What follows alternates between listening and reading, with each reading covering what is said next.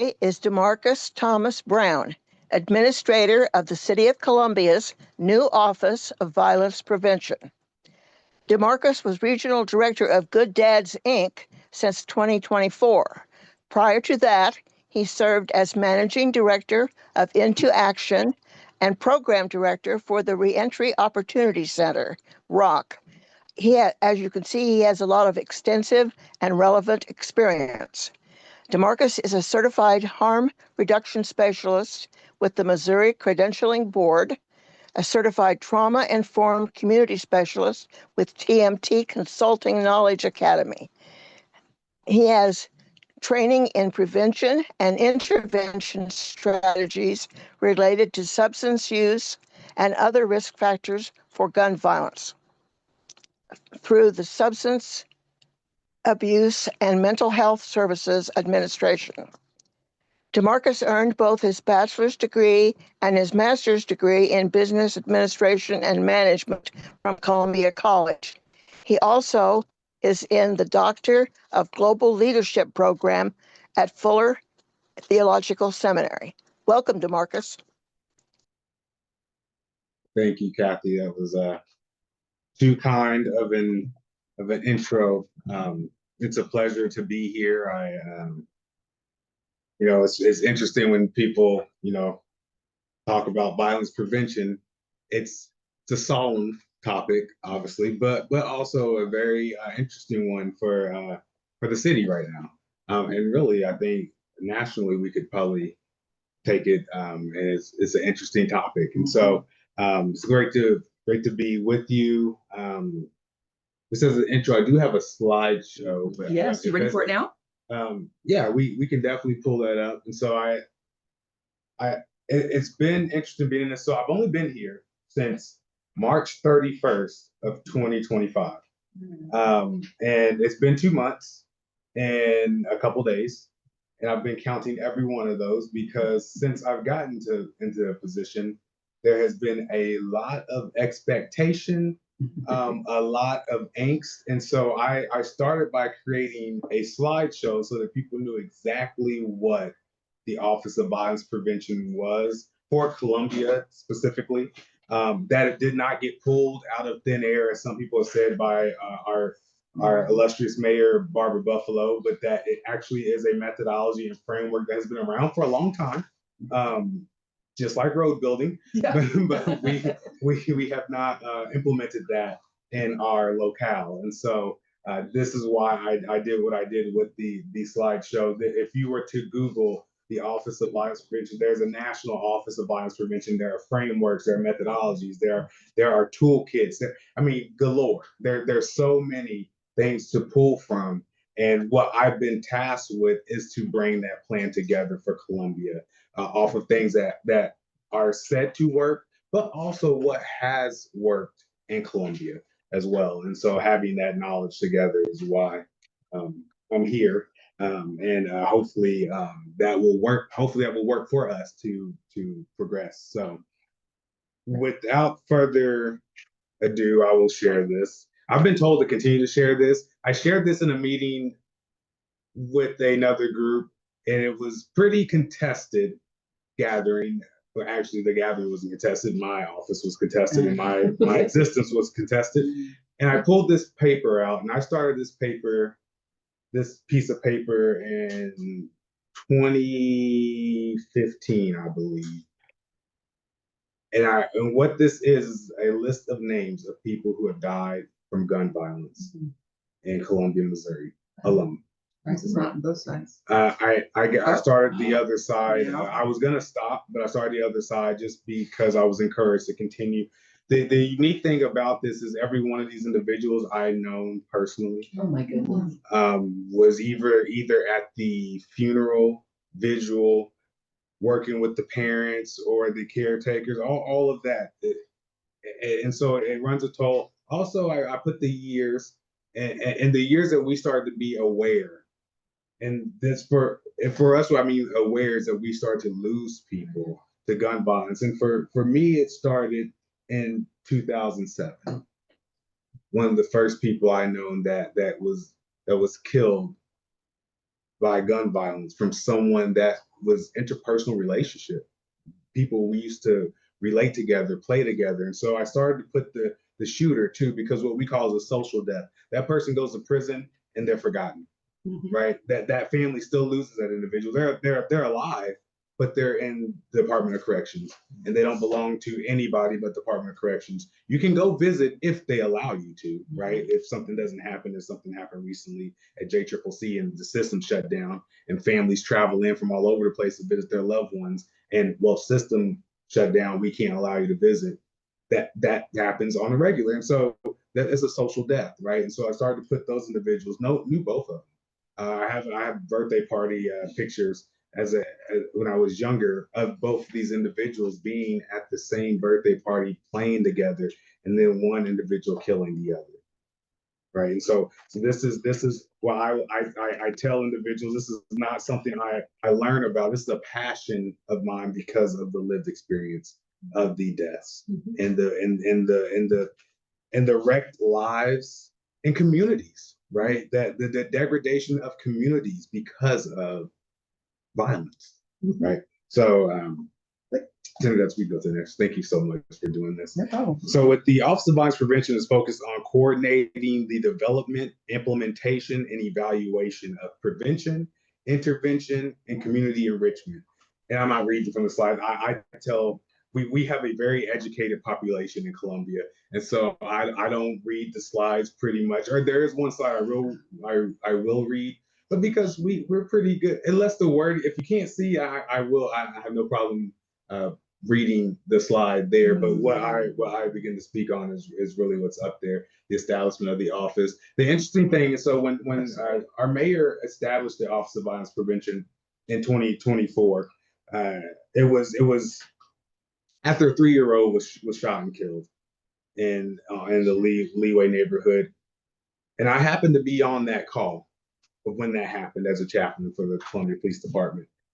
I was there watching the officers care for the situation, watching the family in the situation. And so when to have a bubbling up to proclaim the office and the need of it, that was a perfect situation to say, okay, enough's enough.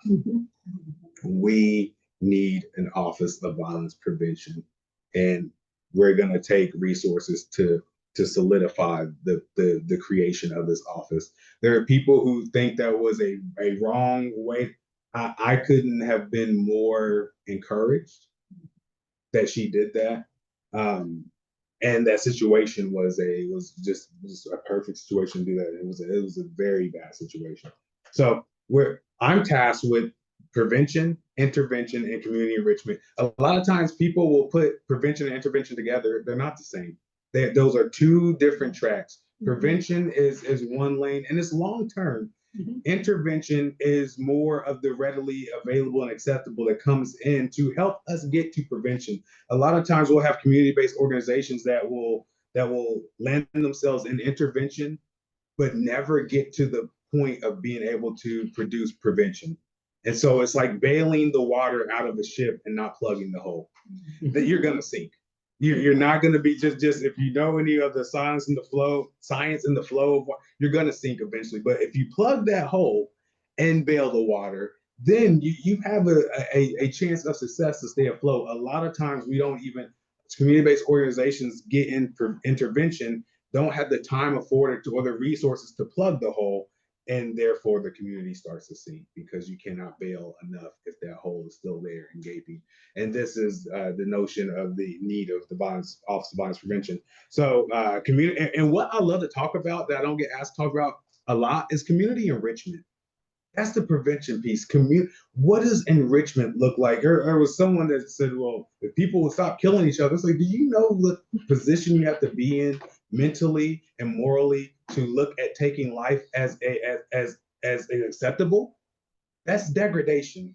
And the lack of it, that's not enrichment. But if we're in enrichment, individuals in enrichment in a enriched environment are not thinking about taking someone else's life. And so we would rather, and you can't arrest your way out of degradation. You can't. You can arrest individuals. I mean, if I just kept pulling fish out of the stream that was poisoned, I'm not going to change the poison in the stream because I'm pulling the fish out. I'm pulling an individual fish out, but the stream is still toxic. And I must do something to have implementation that removes the toxins out of the stream to make that safe for anybody else who's along that stream, because that stream's going to flow even though I pull that fish out. And that's the notion of, well, if we arrest our way out, we gotta arrest our way out of it. It's just going to be, as we've seen, other fish will be in that stream and they're going to poison folks, right? And so that's where I hang my hat, is community enrichment transformation, which has a run of 15 to 20 years with prevention. So by collaborating with law enforcement, that's the other thing. People are you against the police? No, I'm not. We need law enforcement. Now, do we need collaboration? We need major collaboration. But we need law enforcement. You can't have focused deterrence without law enforcement. There are some situations that, unless we have vigilantes running around, which that's scary, enforcing in matters that intrinsically need the officers to come in and really disarm, not de-escalate, disarm. De-escalation can be done by community-based organizations. Disarming hopefully shouldn't be done. And I can tell you the organizations don't want to be involved with when we've done all we can and we cannot disarm a situation, we need the police to come in and disarm that, whether that's removing someone that is going to or in the process of causing violence and we cannot work with them, or there's an area that is just unsafe because of the perpetuation of violence. So we work in collaboration with law enforcement, community-based organizations. Now you'll hear that CBOs is all thrown around as an acronym, but community-based organizations, those are the organizations that are ground level, boots on the ground. They're there. Some of them you probably don't even know about because they're just down. They're working. They're in the neighborhood. There's ones like Supreme Allah is what he goes by, and he's got a food truck on Rice Road, helping show the young people over there that entrepreneurship does not have to be drugs or gang violence, but it can be something different. And offering jobs where he can, or a day's wages from his food truck, and feeding into a food desert, right? And so community-based organizations, so we're collaborating with them. Government agencies, we collaborate deeply right now with the county, trying to keep that impetus. The city cannot be successful if Boone County is not successful, and vice versa. If you notice anywhere the county lines, I have a lot of maps around here. I love it. The merits in the county, but yet Hogan is not, right? And so you're gonna go between it's just a step over the line. Same thing with volunteer, and if you go Grace Lane, and it's like, well, county's only a road away, so we have to collaborate. Because violence is not going to say, well, that's the county line. I'm not going to go over there. Marcus, the county has an Office of Violence Prevention as well, Shonda Hamilton. So do you work with her? I know Shonda Hamilton, and Shonda Hamilton works at Ready. She works for the Regional Economic Development. What's the I? Regional. There you go. They have to incorporate. And so her organization. Monday they're having a walk that starts at Stevens Park, and they call it the County Office of Violence Prevention. I know Shonda, and she's a fantastic person. She's a survivor.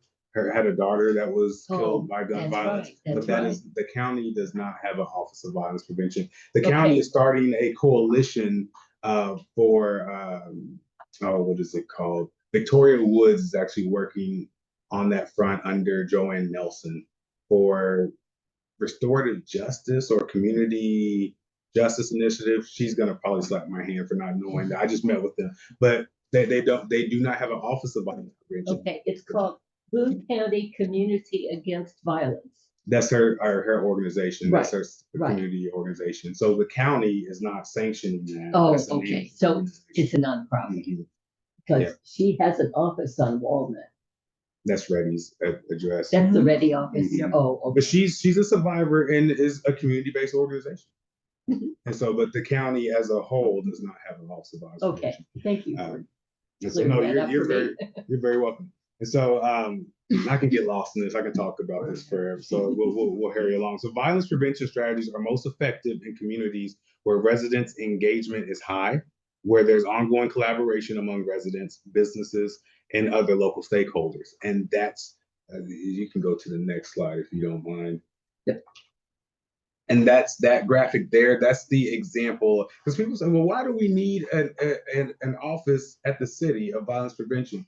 Well, we've had a lot of initiatives happen in Columbia and Boone County, and they fizzle out because there's nothing that's there to hold the collaborative effort together. And that's what the Office of Violence Prevention does. And you'd be surprised who don't talk to each other. I was surprised, and I don't know if I'll say it on air. I was like, y'all don't, wait, how do y'all not talk to each other? It was like, yeah, well, this happened 30 years ago. It literally, like, you have entities, and I'm not going to oust them, but they know who they are. they don't talk. And it's like, have any of you watched the documentary of 9/11? So my degree is in international business, my bachelor's, and then my master's obviously just business administration. But in international business, we were able to look into the interconnectivity of the international market, right? And then what happened with 9/11 and how that changed some things and how there was money that changed hands, all that. But what was so interesting about that is that the CIA, the FBI, NSA, if they would have brought their information together, 9/11 would have never happened. Right. But they were forbidden to share under treason. If the person walked across the street, they would be arrested for treason, tried for treason, and they work for the same boss. Their boss is the United States government, but they could not share information, and therefore they watched 9/11 horridly. You have some stories where people quit, and are still having to, doing trauma counseling and trying to restore their psyche because they watched it. They couldn't share the information under treason. They're like, if they knew this, we would be able to, it just would have disarmed 9/11, and they were forbidden to share information. And so that's the notion of the Office of Violence, that collaboration, CPS and CPD, the county and the hospitals, right? And the university, sharing information so that we can look and see what's going on so we can bring adequate solutions. The problem is we're used to throwing things to the wall to see if it sticks. That's not very effective. But if we can actually get research and understanding and data to say, oh, this is what's happening, how can we affect this? And then we'll affect this, and then we'll affect this. So that's what the Office of Violence Prevention is tasked with here in Columbia. And trauma-informed community-oriented system of care, I call it TICOS. That is a community-oriented system of care that is informed by trauma, right? So trauma must be, people aren't just out here and decided, I'm going to do violence today, right? That there is a traumatic understanding. The ACEs, adverse childhood experiences, happen to folks, and there are cyclical systems that have produced violence in individuals that come from those systems, like the poison stream. And so we have that information. That's not what's wrong with you, it's what happened to you. Because humanity is basic, that you are not here taking lives. So what happened to you? And then in that, the community-oriented system of care is that wrapped around approach. Folks coming out of that need everything, right? So how do we collaborate to make sure there's a holistic approach to dealing with violence, with community violence? And so, again, a collaborative, synergistic approach to community care. You can go to the next slide. Thank you so much. Mission plus vision plus purpose. So the mission, and this is the one slide I said I wouldn't read. Well, one of two. To reduce violence and its impacts by working collaboratively with community members, community-based organizations, and other key stakeholders to promote safety and healing. Healing is important, it's astronomical, honestly. If we don't heal, we continue to begin to perpetuate what has hurt us, right? Hurt people hurt people. Vision is Columbia is the best place for everyone to live, work, learn, and play. If you've seen a Columbia commercial, it's the same vision. Purpose to convene like-minded partnerships and holistically address the root causes of violence, specifically education, financial stability, and health, both mental and physical, to disrupt communal and familial cyclical patterns that may perpetuate violence. My uncle didn't like your uncle, and their kids didn't like your kid. And then so you have young people, 13 and 14, in a family feud that they have no idea was about, right? That breaking that cycle and getting and disrupting that cycle is imperative. Hey, you can go to the next slide, please. So methodology, and I'll hurry through after this. This is very important because individuals are like, why do we need an office to do this? And it's like, well, we got to understand the methodology of what violence prevention is tasked to do. And so one of the things I got kind of sick of hearing is how this current council and our mayor and all are incompetent and should be doing that. And I'm like, actually, you need to go back. Mm-hmm. And so in 1995, there's an article I sent to folks that I work with. In 1995, there was an individual that mentioned there were gangs in Columbia. She started an uproar. Her name was Wanda Faye. She started an uproar. You listen to Wanda Faye. And yeah, I'm related to Wanda Faye. So I did a lot of listening and all kind of things. She was not afraid to tell you what she thought and tell you what you ought to be doing too. But she said there were gangs, and they ridiculed her. How dare you say there's gangs in Columbia? In 95, there were gangs in Columbia. There were two main gangs in Columbia at the time. I remember there were two main gangs in Columbia in 95, and they were in their way wreaking havoc. And she said, we need to do something about this. And so they're like, no, you can't say gangs. They even reprimanded her when she worked for Parks and Rec and all that because she said gangs. In 95, well, what she was saying is there are determinants that lead to this activity. We can do something about it. They didn't do anything. They just reprimanded her, and they kind of went on. 2008 comes along, and they're saying, okay, we have gangs in Columbia. And they're like, oh no, you can't say that. Chamber said you can't say that. We can't. We're not going to get money. Students are going to come here if we talk about gangs. This was 2008, 1995, 2008. We're not going to. So they brought a consultant in, as we are great at doing. We will bring a consultant in. Brought a consultant, a sociologist from Springfield. He comes in and he goes and he does a study on Columbia and what's going on. And so the consultant is here to say if we can say we have gangs or not.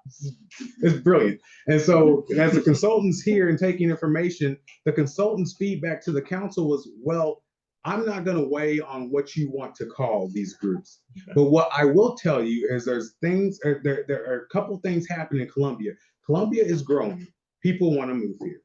And so not all growth is zero-sum growth. Not all growth is going to be just zero-sum positive. Growth means you have a collaboration of things coming here that are happening.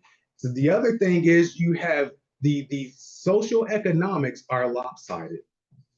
Education, neighborhood, and achievement, lopsided in Columbia. You want to do, and this was the sociologist said, you want to do something about that because those are the contributors to gang mentality. People who live in those social economics that are less than and don't, they end up forming groups of protection and camaraderie that end up perpetrating gang and violence for upward mobility. Mm-hmm. If you do not do something about this, you will have more than gangs in Columbia, you will have a problem. The council's response, it's in the article, well, we'll see. Oh. That would have been a great time for them to proclaim an Office of Violence Prevention. Yeah. It's infrastructure development, right? It's urban planning. Office of Violence Prevention, 2008, didn't do it. Well, 2008 was when Cutthroat and Gambino was around and they were arresting these individuals off the streets, and Jeff Jones had his hand full, and Burton and all those, they had their hands full trying to get these individuals off the street. You had rings, all kind of rings of everything you could think of, right? They get these individuals off the street, and what happens is that these individuals were in their 20s. They removed these individuals and they got younger. So the 20, the 13, 14, 15-year-olds started stepping in, and that's where we are today. It's because there was no planning. And we thought we're just going to get these bad actors off the street. No, what's going to happen now is in 1995, you had two gangs, and they kept everybody else at bay.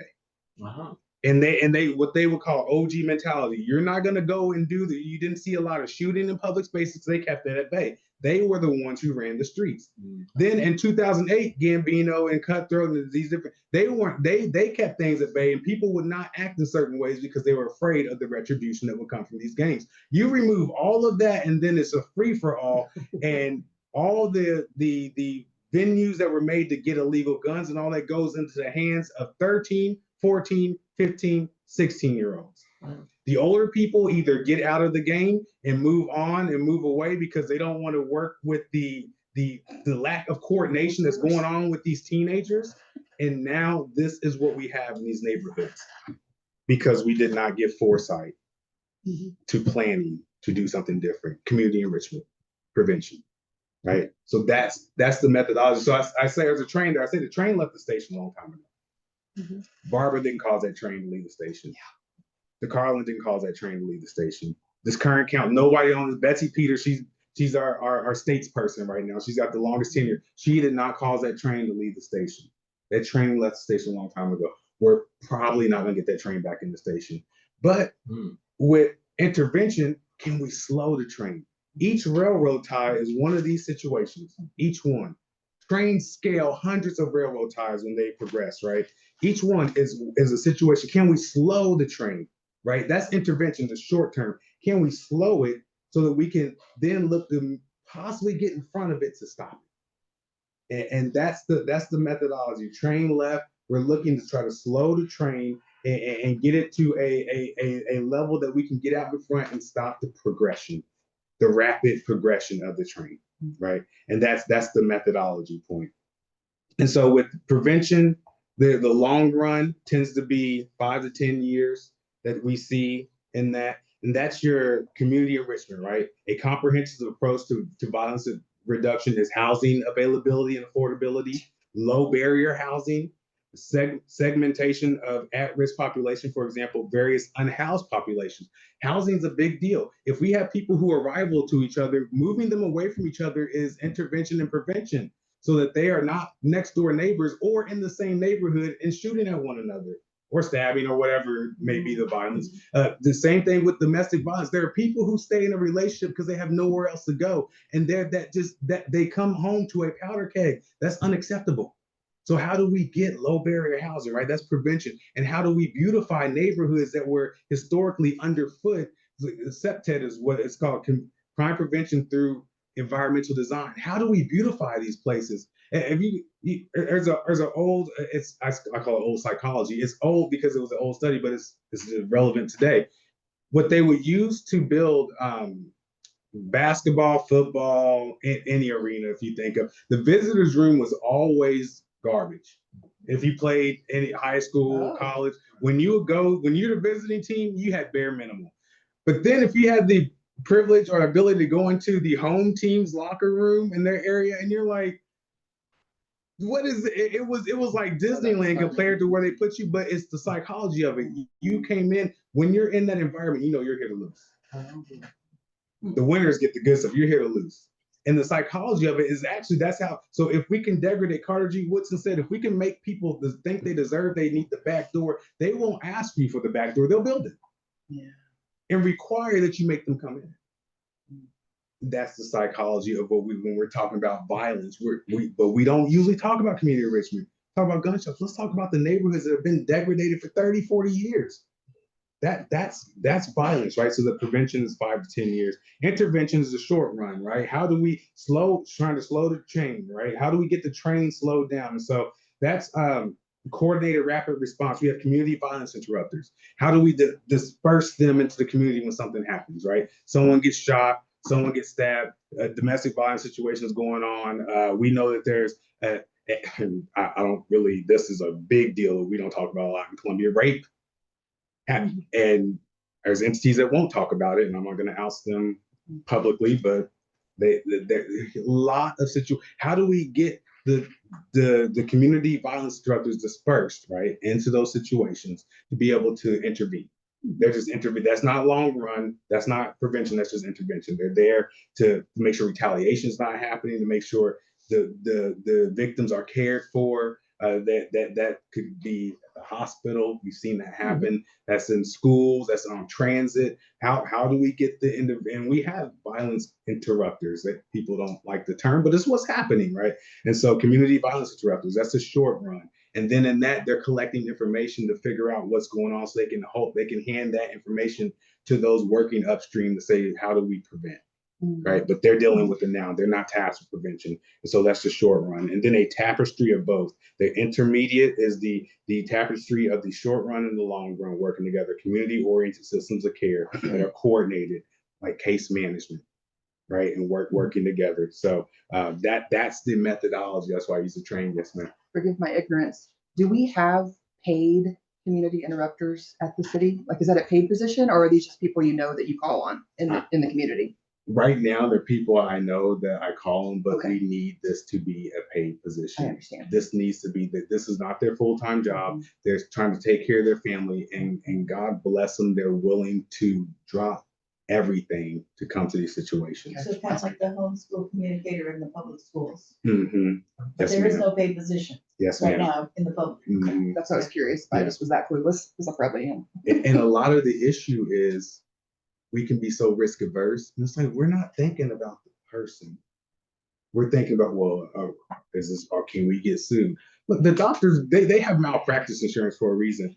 We can't keep focusing on our aversion to risk and missing the people who need the service. And that's really the hang up is, well, can we be sued with these individuals?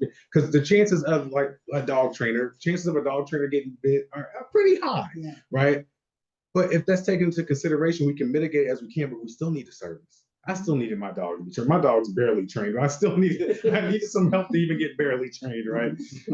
So yes, you're right. It's people are doing it, but they're not paid yet. But we're working on that feverishly.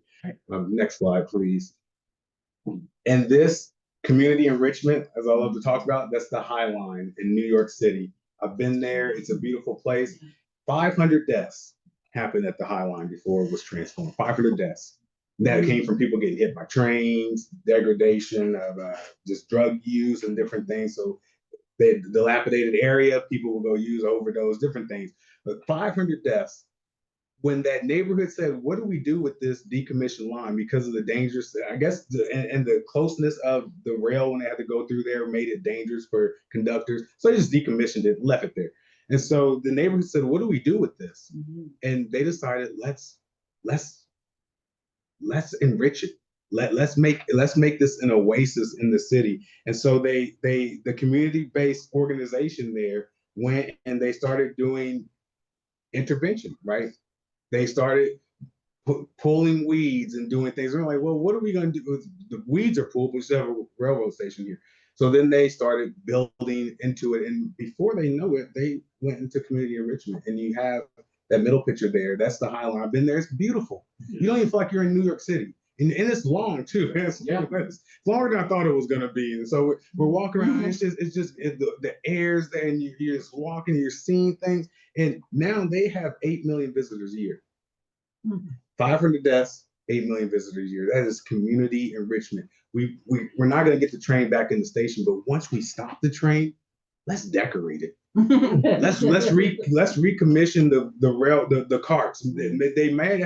They might have had prohibitors to violence, or they might have had things that contribute to violence. Let's remove that, and now we can make a space for people to congregate, to be around, to live, and to work and play. And so that's the methodology to violence prevention. You can go to the next one. If it'll let you. Yeah, I'll get there. Fine. So the next one, so this one I will just kind of read because the numbers are so small. I'm gonna have to increase it. This is not ADA compliant by any means because it's not for everyone. It's a vision point. Those numbers there. So if you can see the year, it's 2021 there. 2021 was the worst year in Columbia for violence. 2021 was terrible. People don't know that because they didn't. So, and there's a lot that goes into that. Was it COVID? Was it 2019 wasn't great? 2021 was atrocious. It was a bad year. You can see that through the numbers there. And so in 2021, we had, I believe, that's 685 violent encounters, right? Violent crime encounters in 2021 was our highest. And so we had 645 violent crime arrests in 2021. 184 of those were youth involvement. 184, and their youth were from the age of 10 to 17, 2021. The firearm-related incidents, while Columbia saw a slight increase in firearm-related incidents with 70%, the national percent of violent crimes involving firearms remained at 9%. So Columbia has a gun problem. National 9%, Columbia 70%. 70. So our 645, 70% of those were gun. Nationally, it's 9%, and so there is a gun. We got to figure out what's going on with these guns. I don't know how. I mean, I tend to be very bipartisan. I tell people I make my voting decisions off if I want to go to lunch with somebody or not. I will say there are certain parties that have nicer people. I'm just saying, but I'll just put that out in the ether. But that I tend to be because I believe that we can have decisions that come from both sides of the aisle if people will cooperate. And we got to figure out somehow what we do in Columbia about these guns. There are different stories or tales that have been told of how these guns get on the street and get in the hands of 14 and 15-year-olds, but we got to figure out something there. The police will tell you that. We got to figure out something there. So it's high there. Most victims in 2020, so you look at 2022, it went down a little bit.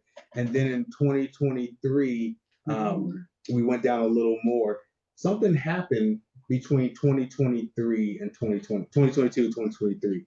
2022 and 2023, we had a 16.89% drop in violence in Columbia, Missouri. National drop was only 3%.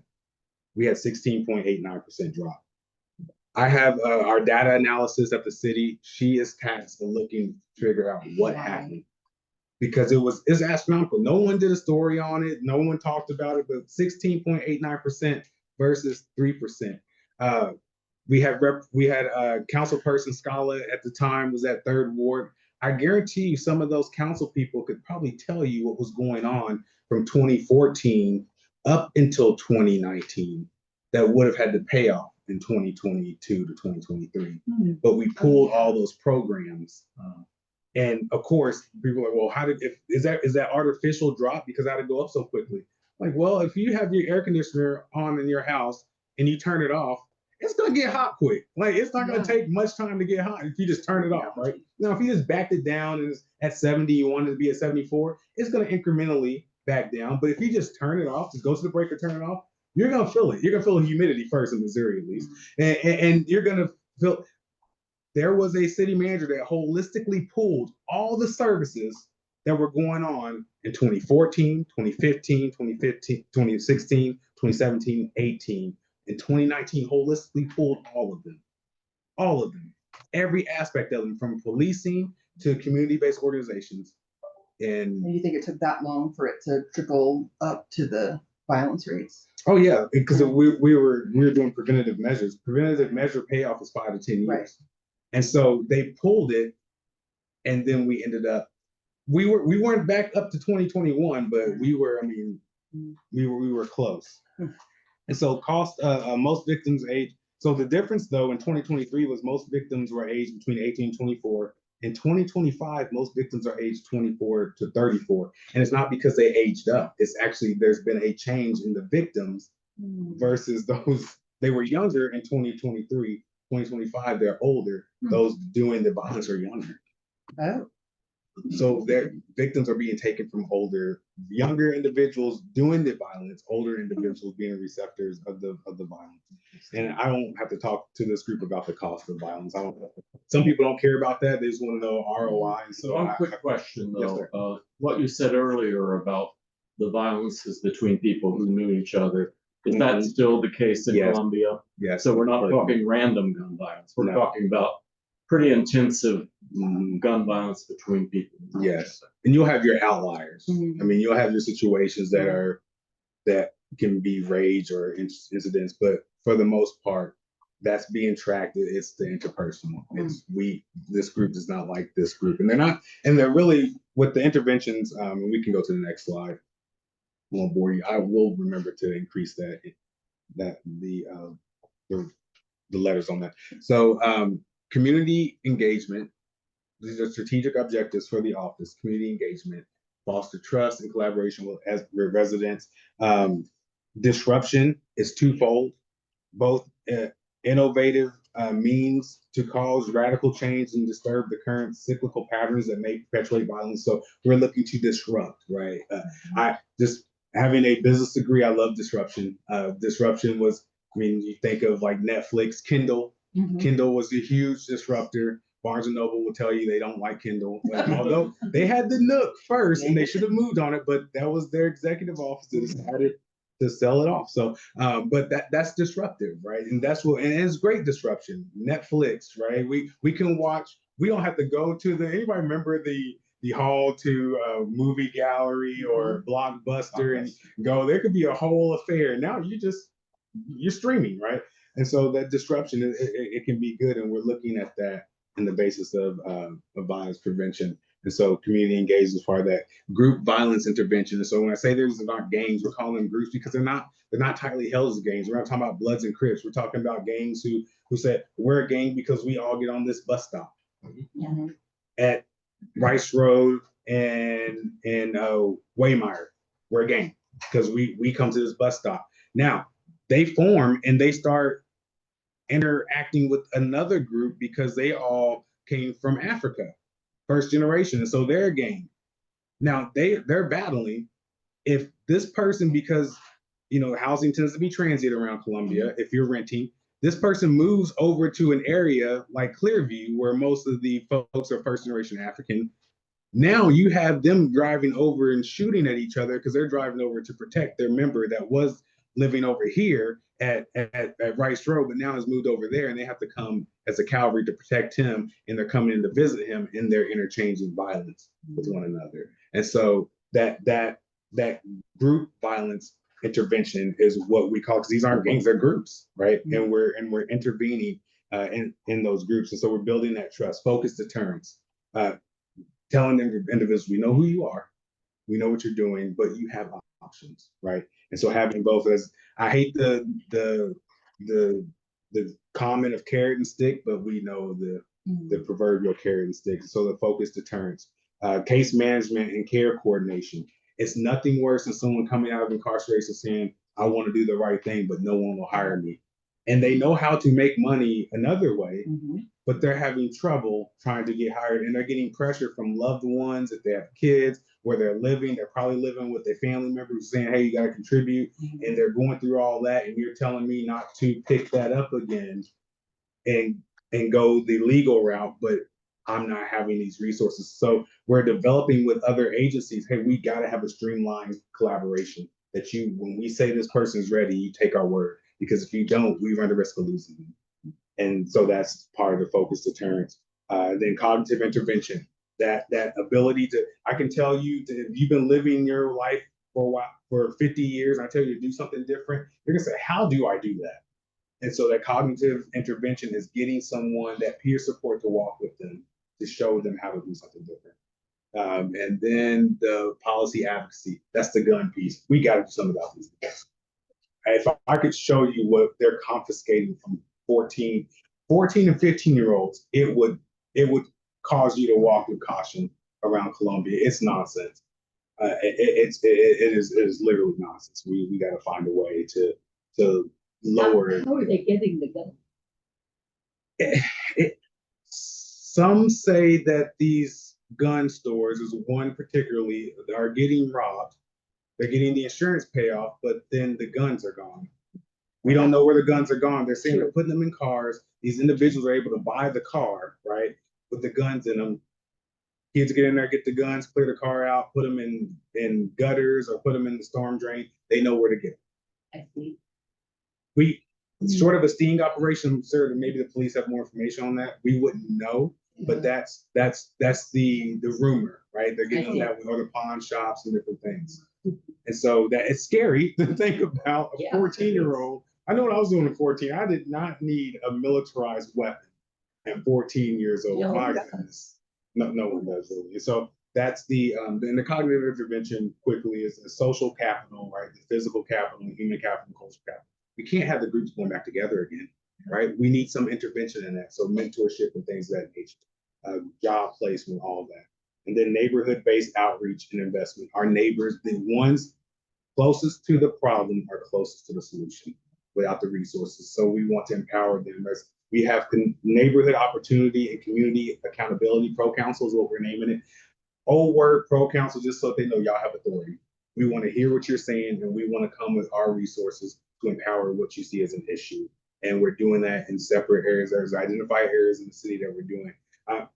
Some of the council people of old will say this sounds fairly familiar, but it was working and it needed to stay in place. And so that's what people say, how do you know this will be successful? Because we did it. I was working in it in 2016. We saw the numbers drop. We saw the shooters stop and say, hey, I want to be around for my kids. And so we saw it working. And I don't know what Glasscock was tasked with doing, but that shouldn't have been it.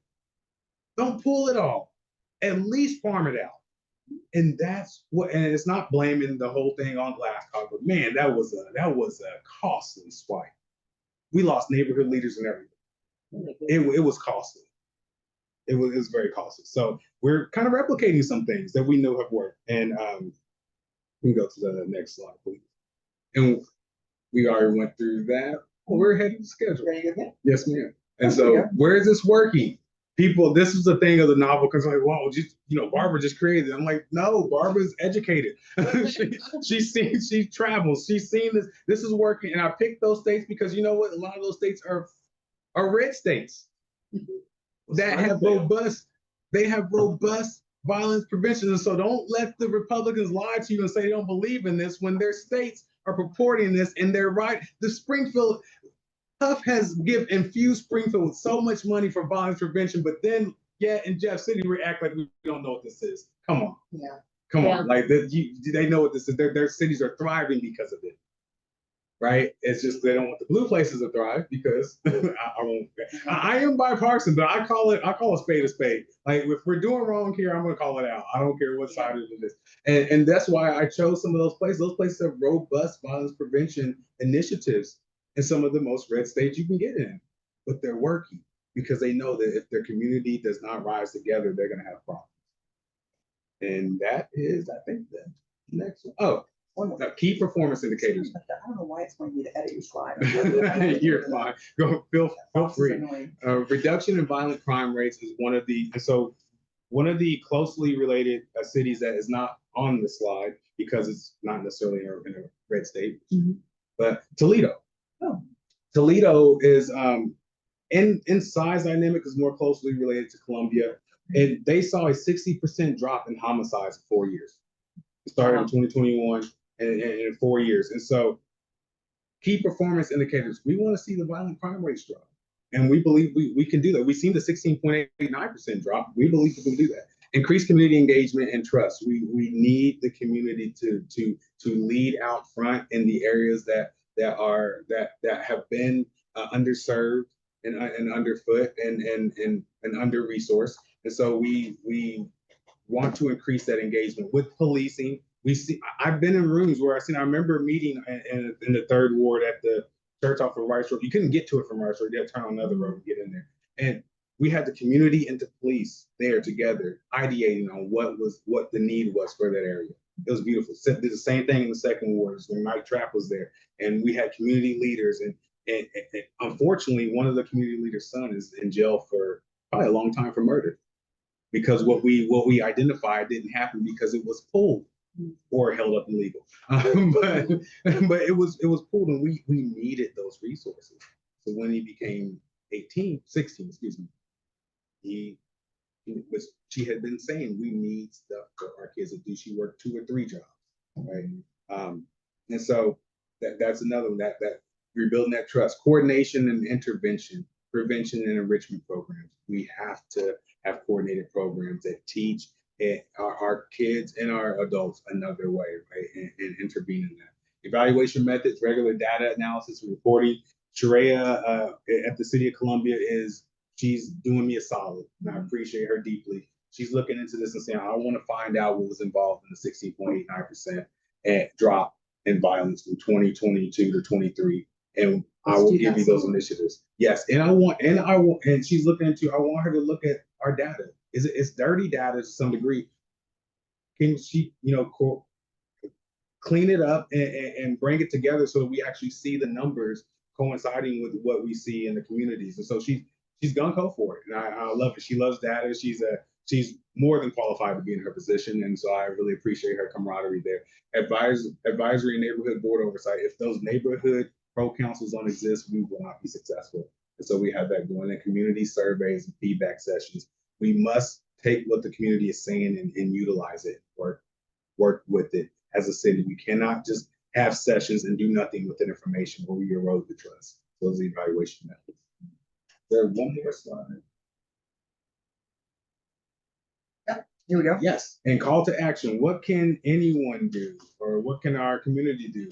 Encourage community involvement. I tell people I will have a conversation with anybody, and I have had a lot of conversations with a lot of people, and we'll continue to do so because we need community to uplift community. Provide feedback, suggestions, provide avenues for community members to share. I appreciate the Boone County Democrats for this opportunity, the Muleskinners, to be able to share and then stay informed. Y'all wouldn't believe, y'all are pretty informed. For the most part, I will say, Scott, Crystal, different ones, y'all stay pretty informed. Overly informed. Greg Bush is always in the community and looking at data, but there's some groups that do not. They get information. I'm like, where did you get that? That didn't even happen. That's Photoshop. Like that's not even. I kid you not. Like, it's bad. And I tell them, check your source, stay informed, and make sure this is really going on, right? And then unify. It's going to take all of it. When groups are like, well, it's their fault. No, it's not their fault. We are interconnected, and it's going to take all of us. So that's the last. Okay. Get out of here. Well, I can hit it again and see. Nope, I think you're done. Oh, there we go. And thank you. Let me get out of here. It's And then easier we to can see build everybody. There we are. strong children than repair broken men. That's Frederick Douglass. Well, I thank you very much, and I can't even begin to comment. So I will just Are you open okay to it entertain up some for questions? questions. Oh yeah, for sure. I have a question. Yes, ma'am. There are many nonprofits in town that work with young people. Mhm. And I would like you to say, these are the good ones that are really helping. Oh yes, the ones that work with young people. Oh, there's a lot of them, and I run the risk of leaving some out. I'll say anybody that's funded by Joanne Nelson's Children's Services Fund. But you have Grade A Plus. You have Destiny of Hope and Peace. You have Dream Tree Academy. Good Dads is doing a great job of working with fathers, working with children. Oh my goodness, who am I missing? Como Supreme. UCB, Damian Dean and those guys over there. Yes, for sure. Columbia Supreme with Anthony Johnson. Fun City. There's a Big Brothers and Big Sisters. Do not let Ann Merrifield say I had her last. Big Brothers and Big Sisters. I was constituent of theirs when they were before Ann. And so there's a plethora, but the coordinated effort, not everybody's good for everything. So what Lonnie and Julian are doing with the youth, and their story and background, we have data that shares. If you don't have justice involvement as a young person, working under someone that has justice involvement is probably not good for you. You need Ann Merrifield, or you need Janice Dawson's 3 with Grade A Plus, because your trajectory is different. You will glorify what these mentors are versus needing them because you come through that cycle, right? And so, but it has to be coordinated, but they're all doing great work, tireless work. Right. So thank I you. first met you online with Joanne Nelson with the League of Women Voters when we did a series of from the school to prison pipeline. And so I learned a lot about the different nonprofits and Connections to success. Oh my goodness. Don't let them, Mataka Ascari and Tara Reid, they're doing. Well, because you know how it gets. They're like, you did not mention, like, I forgot, I'm sorry. I do want to make one comment for both our guests and the press. This whole thing will be online in an hour or two. And it's always, our webmaster, Dave Taylor, does a great job putting it together. So if that can be helpful to you and people you want to refer to it, it's on the Muleskinners website pretty soon this afternoon. Who else? Alice has a question on the line. Well, no, we have one here. My question has to do with, I think this is more on the intervention side than the prevention side, but is there work being done within the juvenile court system to teach conflict resolution skills or for kids to learn other ways of dealing with things? Yes, thank you so much for that question too, because that helps me correct some powerhouse community development. They're another one.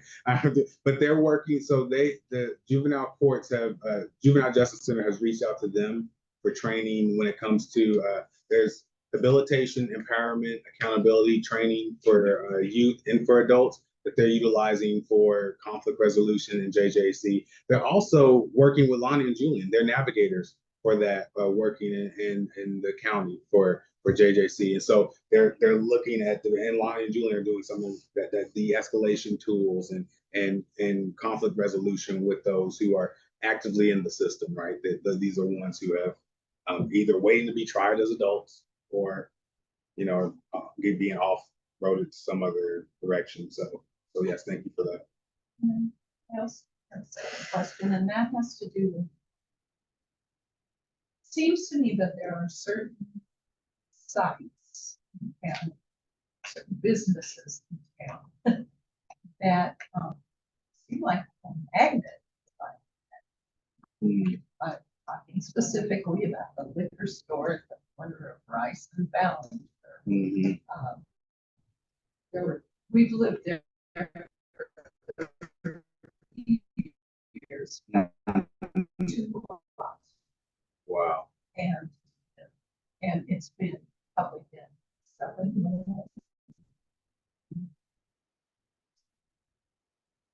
years. Is there any thought by city government about like not Outside of my, I think that might be Tim Teddy is a license, but there should be, right? I know some businesses that have had to shut down because they've had 2 murders and they were established and they shut down because of the things. How are these liquor stores? Loop Liquor is not the only one. The one on Business Loop in Business Loop in Providence, but it's a little bit further up in Providence. I think that's Grand, maybe. Gar, is it Gar? Business Loop in, I think it might be Grand. it's a Grand Business Loop in Grand right strip there. mall?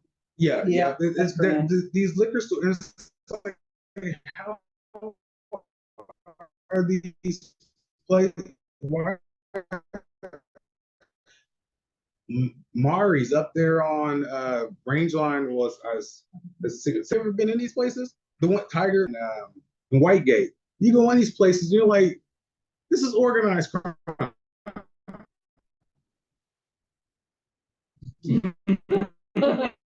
Like this is literally, I know folks that are in jail right now for selling that, and this is at the gas station. Like you feel, I thought I was going to jail. Like this is, how are these places open? And how are we allowing this to be distributed to our constituents? And so, yes, that's a great question, but yeah. Follow up to that question. You know the old broken window theory? Yep.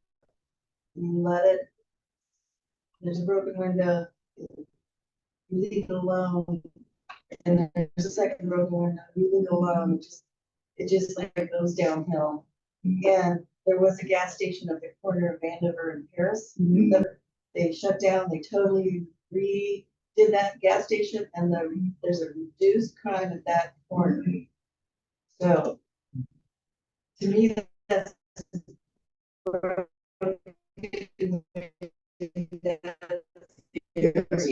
response. Clean it up. Don't even look how accepting that's okay in that. Yes, ma'am.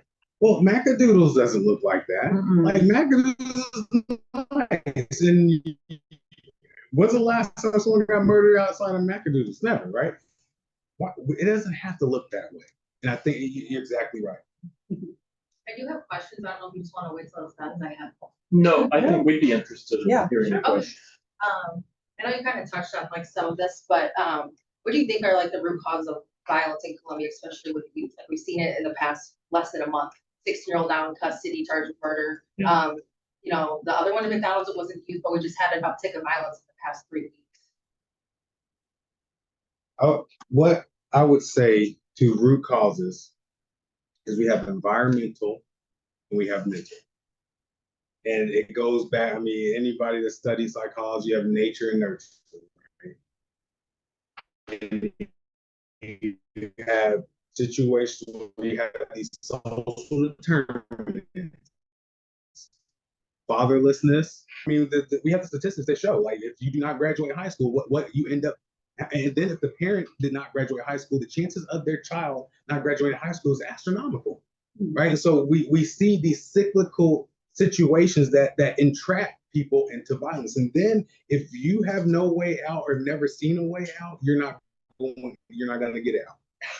It's a 1 in 1,000 chance, right? And I'm just making that up. I'm taking it off of the NFL stats. And people who go to the NFL, they play high school football, right? But you don't. And so the root cause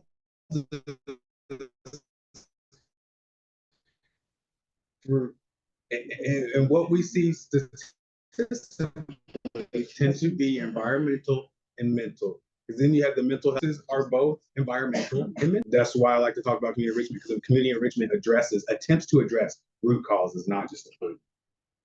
So I know you're like a little over 2 months in the position now. Does the increase in youth violence, you know, kind of change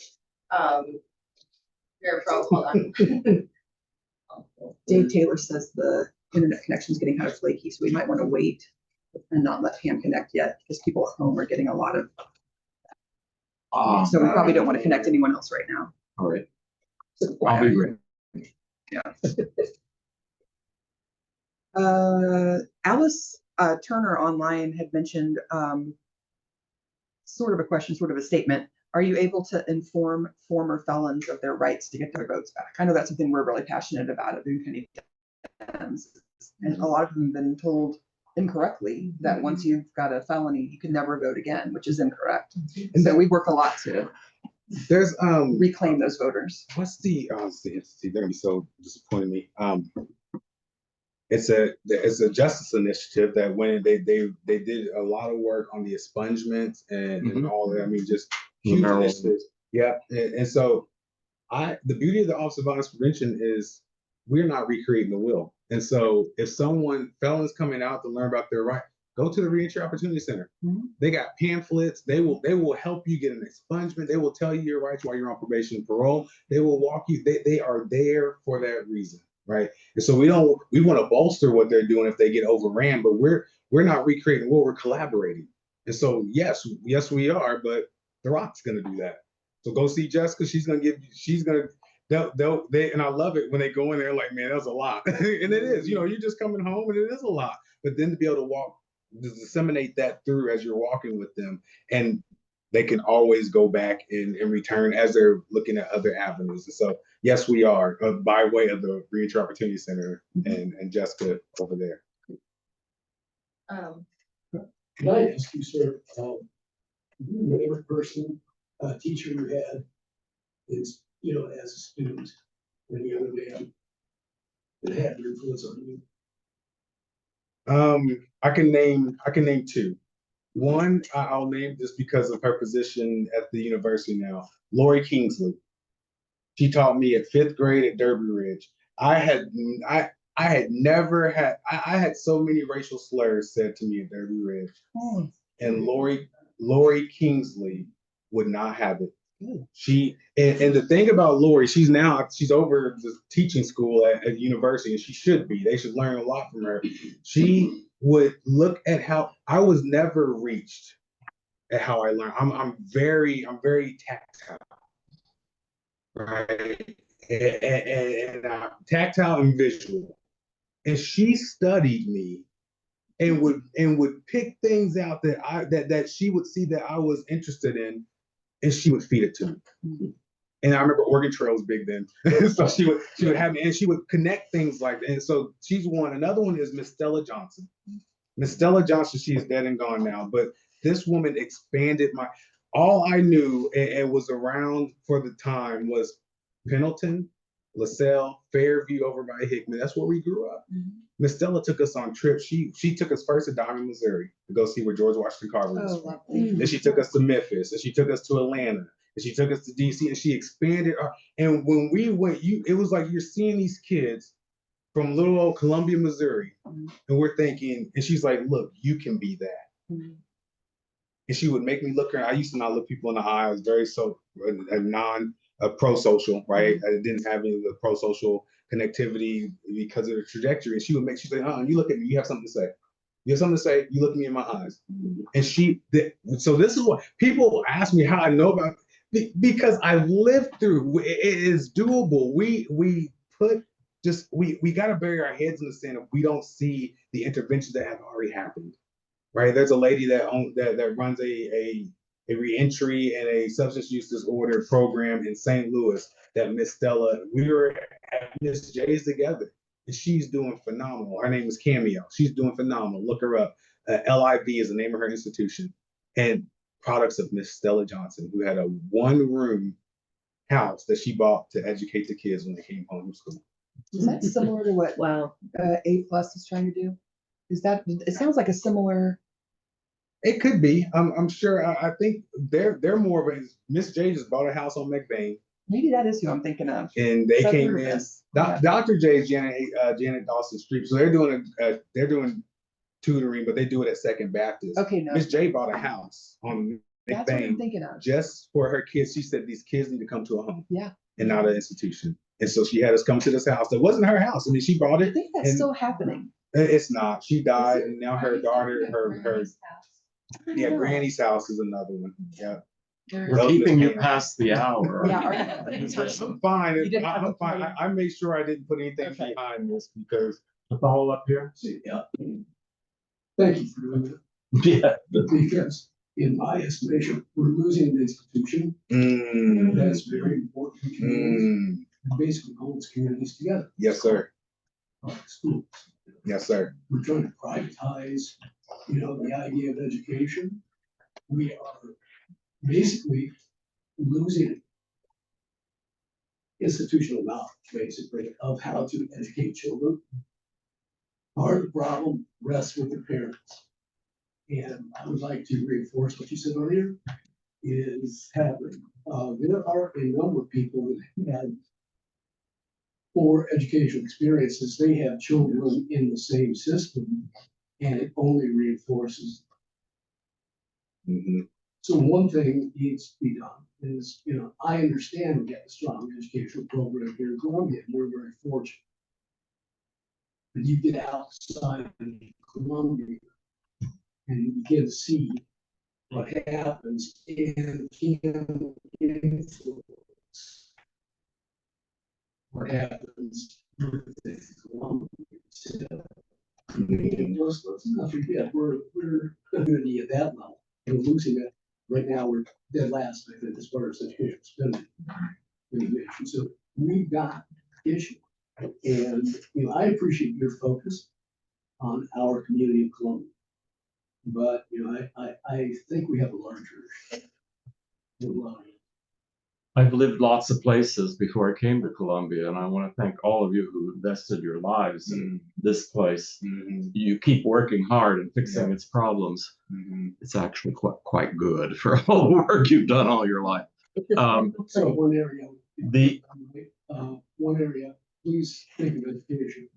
Think of how, we can maybe structure education so that we're getting in touch with those kids. Like, is it guidance? Do we need to, find people that have an educational, some background that could work in, that area and really develop that more in our schools? So the kids have a place where they can go and feel safe and talk about, whatever's bothering them. I will tell you, we have a gym in Columbia and Dr. Klein, whose mind is there. I've communicated with Dr. Klein. He wants to work in tandem with the Office of Violence Prevention and our superintendent, incoming superintendent, mind is there? How do we? You tell me how many Black teachers are at CPS? That's a problem, right? It's a problem. They were calling me gang members and giving us straight instead of giving us homework. Look at so we got the issue is the understanding of what these kids are coming into. And then if I again ending with Carter G. Woodson, if you teach I'm equal, I'm gonna act equal. And so when kids come in, you're already less than, even in who you see around the building. Right. And we must look at these things if we want a different outcome. Yeah, you know, One of the things that really concerns me about the Columbia Public Schools, and this is just people I know who worked in them, and their casual racism.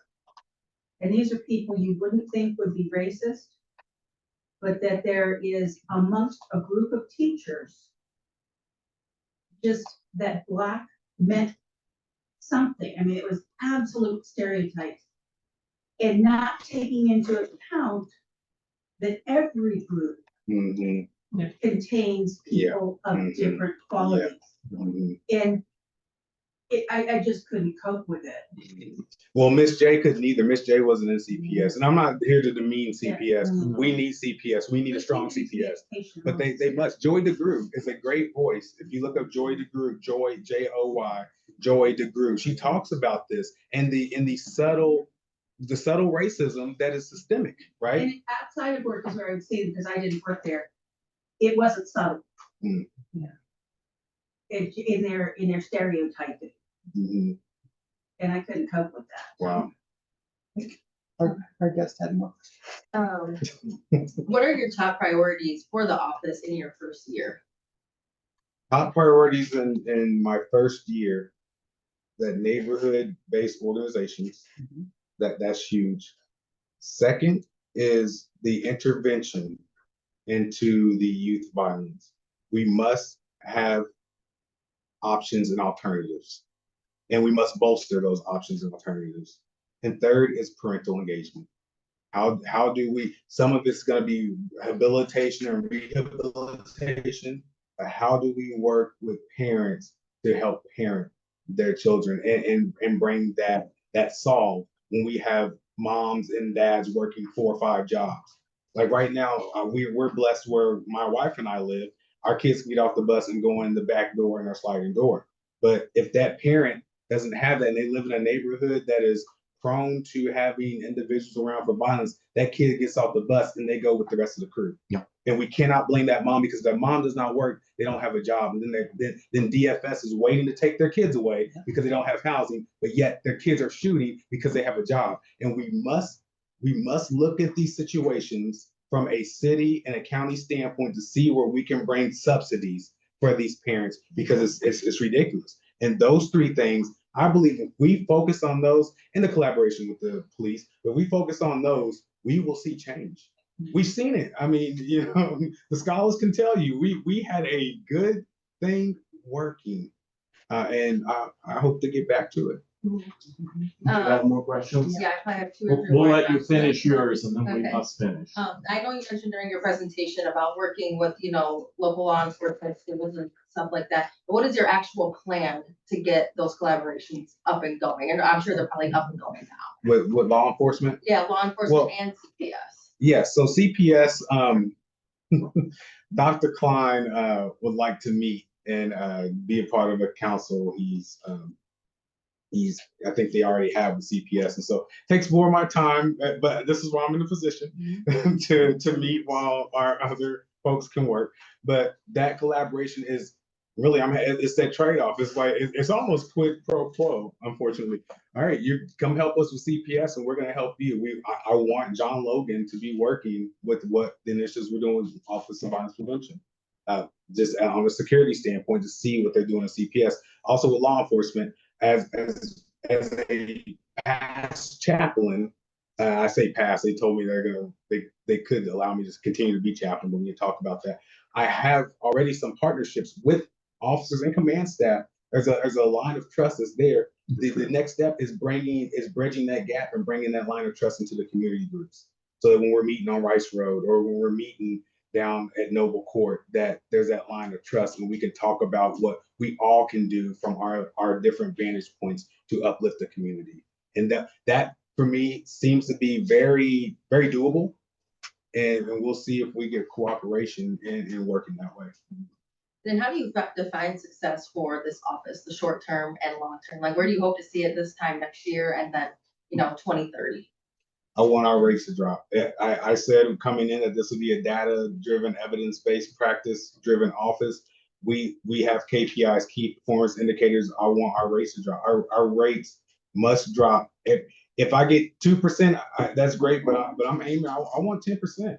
I want to see what Toledo's seeing. I want 60% drop in homicides in 4 years. I think Columbia's a great community. I think we can do it as long as we stop dividing and not allowing these ones on the peripherals to pull people into divisiveness, but into unity. I think we can see it. I think that's it, but if you could just really if there's anything else you can touch base on that you maybe haven't mentioned, you probably mentioned everything so far, just your overall goals of, you being the administrator of this office. Yeah, because I covered these poor individuals exactly. have heard me bloviate for way too long. So I appreciate your all's time and thank you for the questions. Was there anything else, Mary Jo? No. Okay. Well, I think we could go on all afternoon. So we will just have to have you come back. This has been really good. I think we're really lucky to have him. Wow, that's too kind. Is the recording thing still on? Yeah.